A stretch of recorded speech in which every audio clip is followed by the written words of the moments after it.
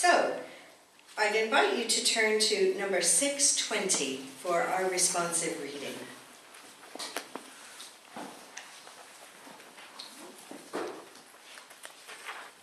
And it's called To Jesus on His Birthday, a poem by Edna St. Vincent Millay.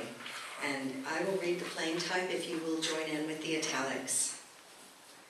For this your mother sweated in the cold. For this she bled upon the bitter tree. A yard of tinsel ribbon bought and sold. A paper wreath, a day long for me. The merry bells ring out, the people kneel. Up goes the preacher before the crowd, with voice of honey and with eyes of steel. droning your humble gospel to the proud. Nobody listens. Less than the wind that blows are all your words to us you died to save. O Prince of Peace, O Sharon's dewy rose, how mute you lie within your vaulted grave. The stone the angel rolled away with tears. It's back on your mouth these 1,000 years.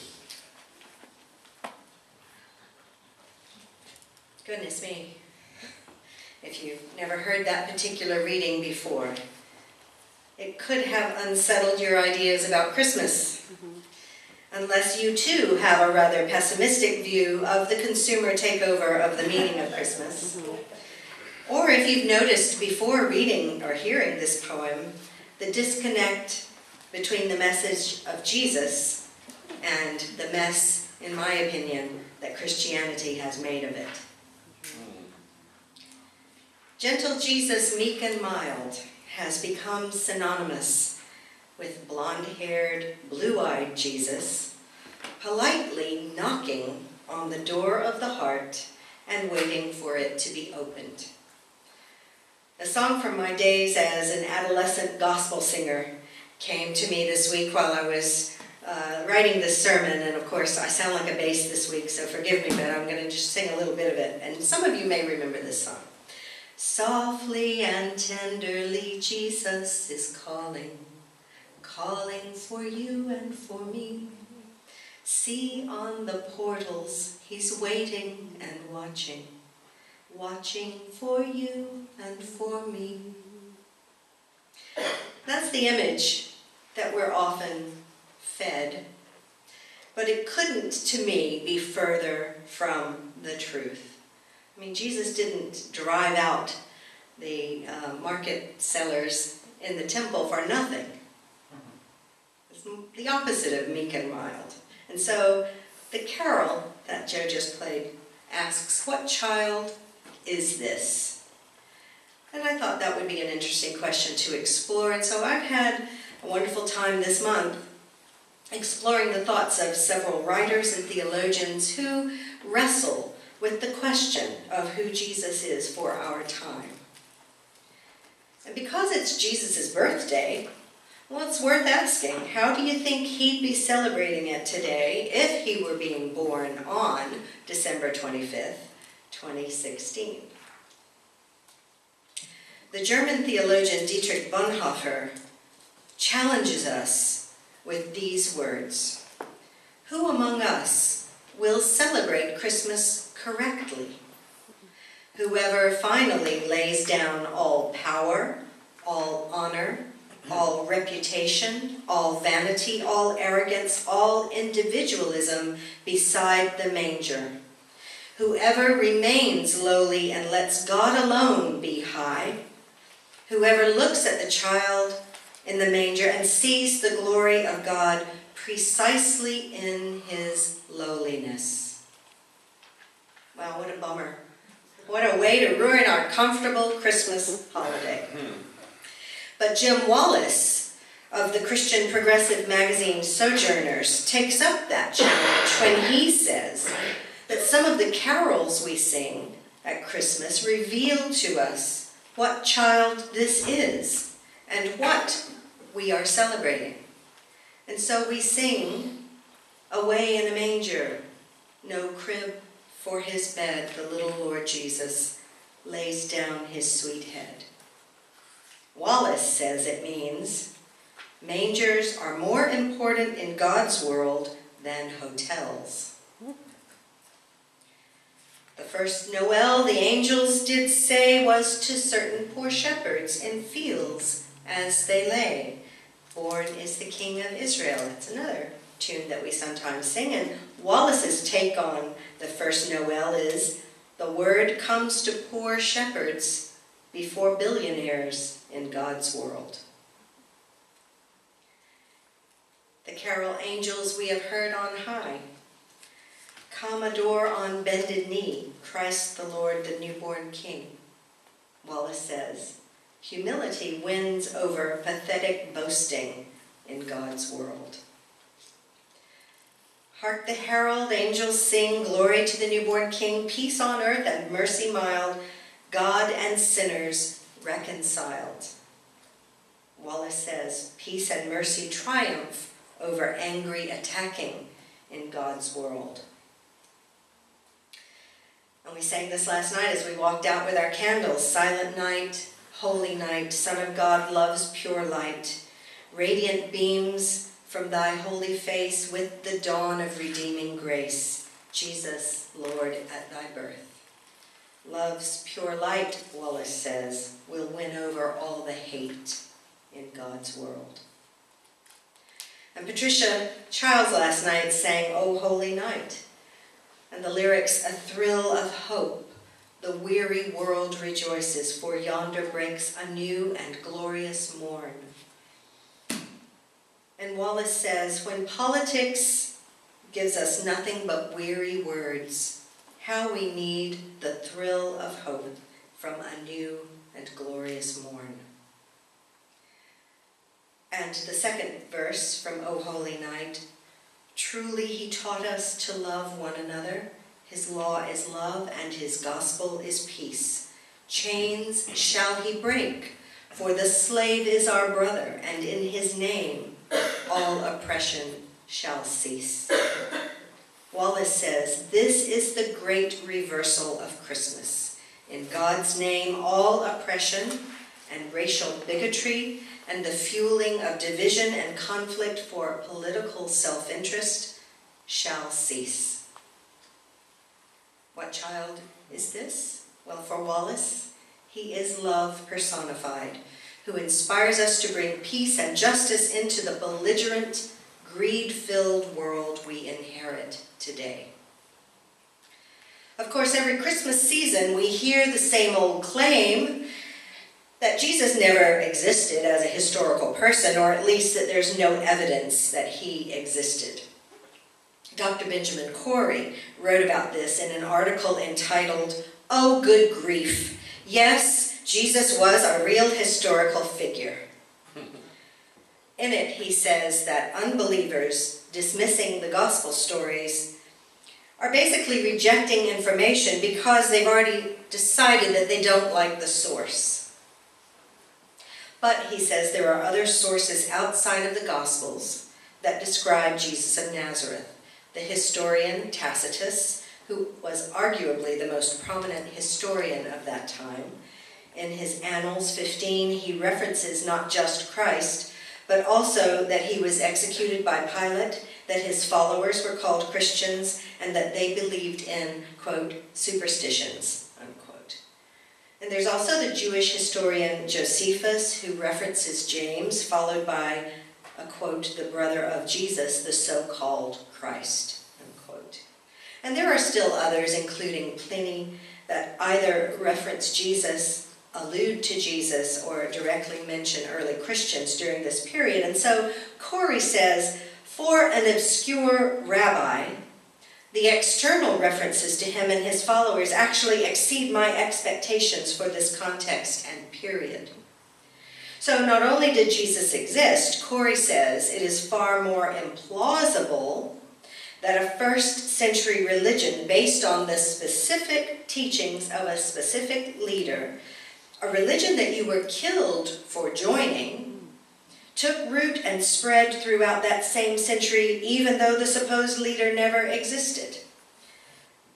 That religion exploded and grew in the same exact time period, including the production of new religious scriptures that all center around the life and teachings of the religion's founder.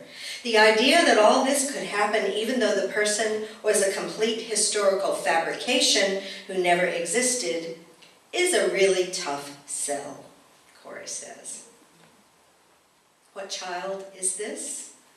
Obviously one who grew up to have such an immense impact on his early followers that they were willing to die for him and his message.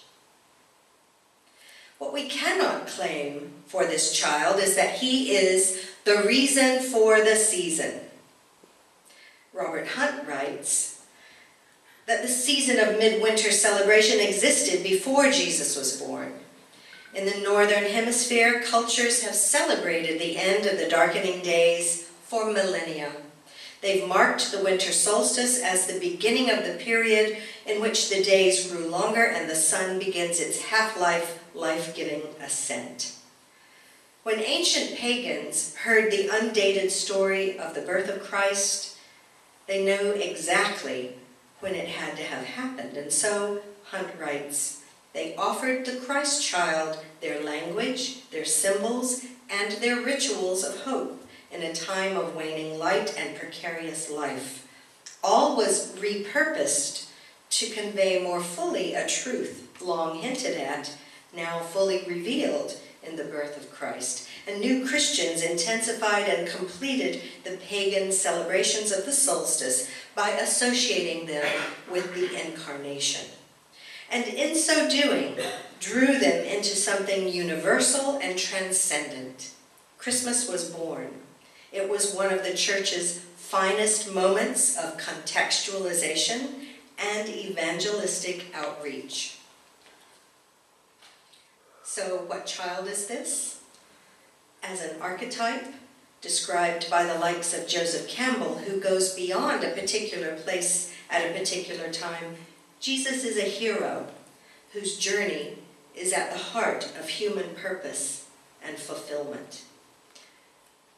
Richard Rohr calls this a purifying journey into powerlessness and back. Those who have not gone on such a journey will often misuse divine power, so Jesus taught it directly, walked it through himself, and then invited us to trust this resurrection potential in ourselves. What child is this? According to Rohr, a teacher who showed his disciples three things. First, how to refuse total allegiance or idolatry to all false power, while still working around and with the power structure in service to justice and love. Second, he taught how to refuse to idealize one's private self, which props itself up by myths of importance, control, power, money, and wealth. And third, how to offer ourselves trustfully to a much larger pattern, because our lives are not about us. It's sometimes hard to make out that larger pattern when we are down among the details. And Mark Shea has examined the details of Jesus' lineage, his family tree, which he calls the boring bit of the Bible, and why, although boring, it is a vital piece of the history. If you've ever looked at the Gospel of Matthew in the Bible, you know that that's how Matthew begins his Gospel, the boring bit, which is aimed at a Jewish audience. It's supposed to be exciting good news because that's what gospel means, but he starts with a genealogy. And Shea says it seems like putting a batch of statistics on the front page of the newspaper. And it sounds a little like this.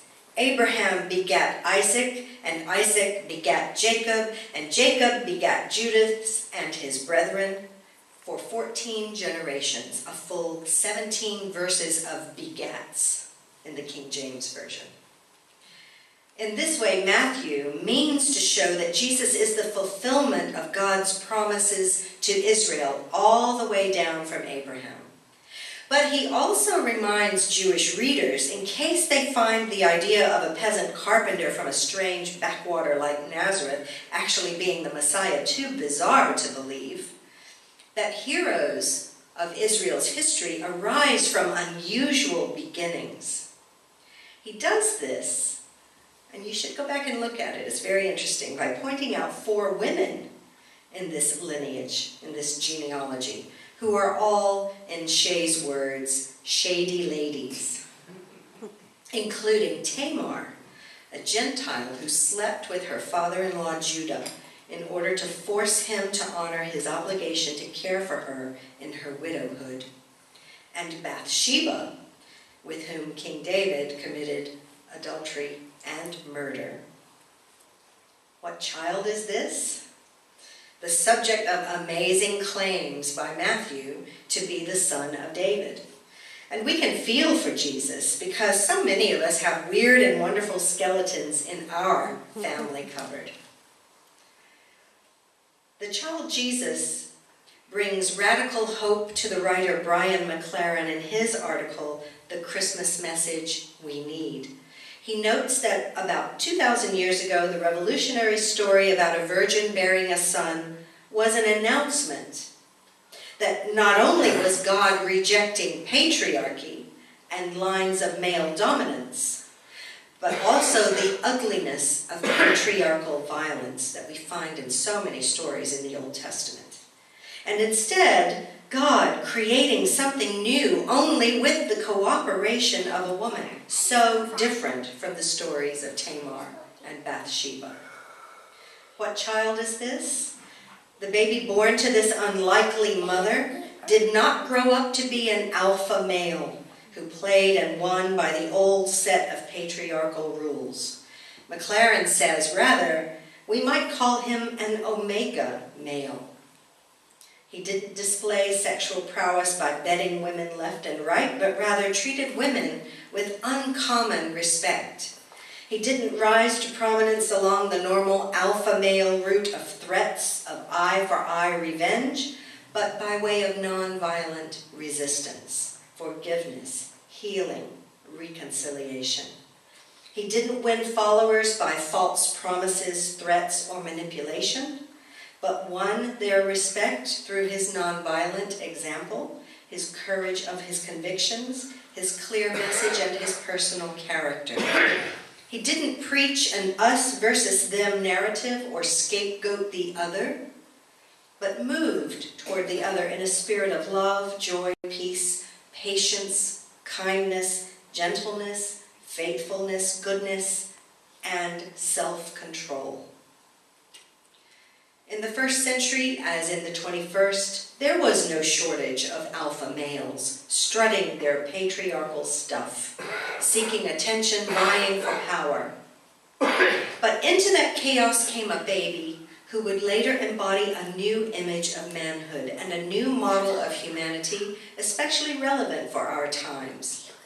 Patriarchy may have addressed the problem of male aggressiveness back in the days of swords and spears, but in a world of nuclear, biological, and chemical weapons, patriarchy is not the solution. It is part of the problem. And the Christmas story, McLaren declares, proposes a culturally subversive alternative. However, this is also a world where racism and xenophobia has new life and new energy. And so the most specific answer to the question, what child is this, comes from the Quaker theologian Parker Palmer. Jesus, he says, who was brown, Middle Eastern, hung out with disreputable types, and was given a name most found in Mexico these days, Jesus, would not be well accepted in an America shaped by some of the forces that drove the recent general election. And Parker Palmer says, if I'm going to celebrate Christmas with a good conscience, I have to embrace the reality that the person whose birth Christians celebrate on December 25th would not be able to get into this country to attend his own birthday party. And if he did get in, there are many Americans who would not welcome him. On his blog, Bringing Christmas Back Down to Earth, he posted a song called Where Did Jesus Go?, written by a singer-songwriter named Sarah Thompson. And it has these lyrics. Tell me where did Jesus go? That brown-skinned man walking the road to Jericho. Tell me where did Jesus go? He's up and been deported to Mexico. Tell me where is Jesus now, that Middle Eastern man who could feed a hungry crowd? Tell me where is Jesus now? He's on a list of terrorists and they tossed him out of town. Tell me where, oh if you know, do tell that wise guy wasting time with the woman at the well. Tell me where, oh if you know, do tell. They say he's queer and out of here and going straight to hell. What child is this? Well, in a cartoon drawn by James McGrath entitled A Nativity minus the migrants and Middle Easterners, Jesus is entirely absent. Think of that manger, as are all the other characters in that story. It's just a picture of a shed, a star overhead, and a cow, and a donkey, and a sheep gathered around an empty crib. Because the shepherds would have been poor and Jewish. Joseph and Mary were Jewish migrants who, according to Matthew's story, would also become refugees. And Mary was an unwed mother. So McGrath says, depending on how one wants to frame it, one can highlight that the nativity cartoon is free of refugees, poor people, foreigners, Middle Eastern people, immigrants, and unwed mothers. People who hate those who are different from themselves should end up with the same nativity scene, one devoid of people, and with only the animals we sang about in the song, Jesus Our Brother. So what child is this? Well, we've had several different perspectives. A child that would bring love, justice, and peace to the world, who would inspire followers to follow him unto death, whose hero's journey is an archetypal victory over death. A child who would model for his followers as a grown-up how to live an authentic life while speaking truth to power. A child who is subject to wild claims and imbued with supernatural powers in the Gospels, who is a culturally subversive omega male for our times with the power to transform a patriarchal power structure. A child who, because of his race, ethnicity, class, and the company he would keep, would be persona non grata to many of the folks that proclaim their allegiance to gentle Jesus, meek and mild. Let us welcome him this morning and know that with all its contradictions and challenges, his story can affirm our commitment to speak truth to power, to give a voice to the voiceless, and to witness to love and peace in our time. May we be the ones who make it so. Blessed be. Amen. Amen.